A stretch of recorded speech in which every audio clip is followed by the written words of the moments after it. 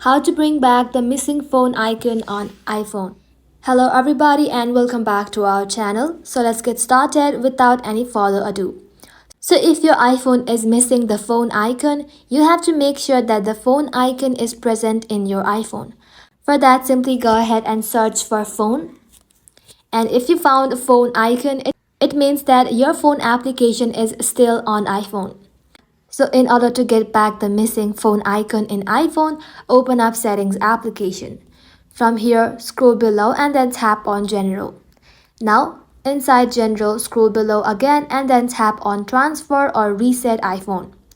From here, simply tap on Reset and then you'll find different options.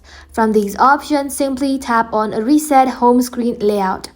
Resetting your home screen layout will bring back the settings of home screen to factory default, which means that you'll then be able to bring back your home screen layout to its default.